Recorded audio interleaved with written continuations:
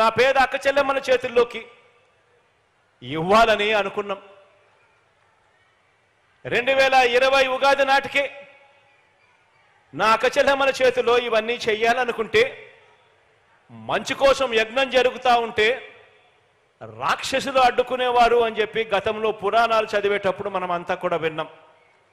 అలాగే మన పేదలకు 2014 నుంచి 2019 వరకు గతంలో ఉన్న చంద్రబాబు నాయుడు గారు ముఖ్యమంత్రిగా ఉన్న గతంలో ఈయన ముఖ్యమంత్రిగా ఉన్నప్పుడు, సీఎంగా ఉన్నప్పుడు ఒక్క పేదవాడికి కనీసం 1 సెంటు స్థలం ఇచ్చిన పాపాన పోలేదు.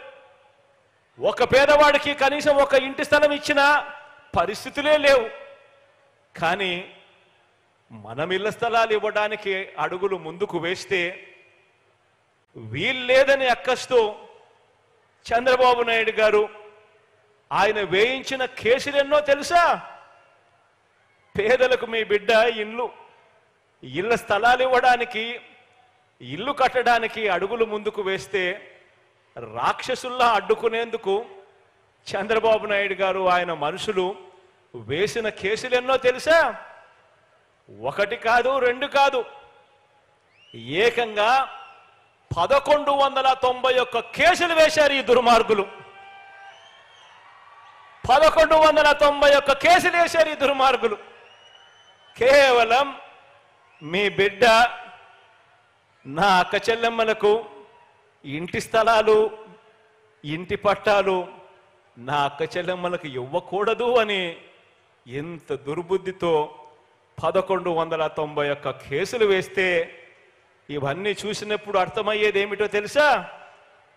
పేదలకు కావాల్సింది స్థలం, పెత్తందారి బాబు ఇచ్చినది పేదలకు కష్టాలు, పేదలకు కన్నీరు.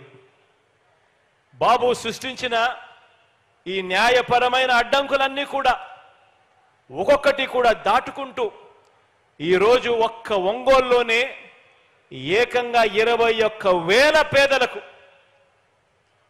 21,000 పేదలకు ఇళ్ల పట్టాలు ఇస్తా ఉన్నాం. చంద్రబాబు నాయుడు గారు సృష్టించిన ఈ అడ్డంకులన్నీ కూడా దాటుకుంటూ ఇదే ఒంగోలు అర్బన్లోనే, ఇదే ప్రాంతంలోనే నిరుపేదల ఇళ్ల స్థలాల కోసం ఇదే ఎర్రజర్ల హిల్స్లో ఇదే ప్రాంతంలో 866 ఎకరాల భూమిని 2020లోనే గుర్తించి 24,000 ప్లాట్లతో లేఅవుట్లు చేసి అభివృద్ధి చేసి అన్ని సిద్ధం చేయడం జరిగింది. పేదలకు ఇళ్ల పంపిణీ చేయడానికి, ఇంటి స్థలాలు పంపిణీ చేయడానికి. అయితే ఈ గొప్ప కార్యక్రమానికి చంద్రబాబు ఆయన మనుషులు వీరందరూ కూడా కోర్టులో వెళ్ళి కోర్టులో కేసేశారు, అడ్డుకున్నారు. ఇవన్నీ కూడా అధిగమించి ఈరోజు మీ బిడ్డ అడుగులు ముందుకు వేశాడు.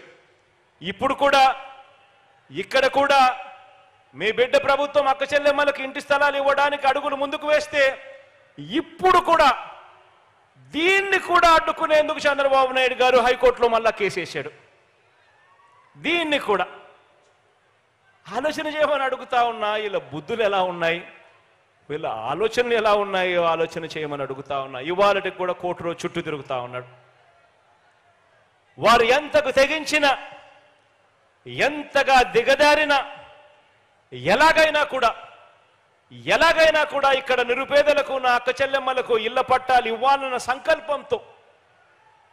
సంకల్పంతో ఇదే ఒంగోలు మున్సిపల్ కార్పొరేషన్ పరిధిలోనే మల్లేశ్వరపురం, ఎన్నగ్రహారం, వెంగముక్కపాలెం, ఎర్రజర్ల గ్రామాలకు చెందిన 342 మంది రైతన్నలు వారి దగ్గర నుంచి 536 ఎకరాల భూమిని సేకరించి ఏకంగా 210 కోట్ల రూపాయలు డబ్బులు ఖర్చు చేసి నా అక్క చెల్లెమ్మలకు ఇళ్ల పట్టాలు ఇచ్చే కార్యక్రమానికి శ్రీకారం చుట్టాము. ఈరోజు ఈ అక్క చెల్లెమ్మలకు ఇంటి స్థలాలు, ఇళ్ల పట్టాలు ఇచ్చేందుకు 210 కోట్ల రూపాయలు ఖర్చు చేశాం.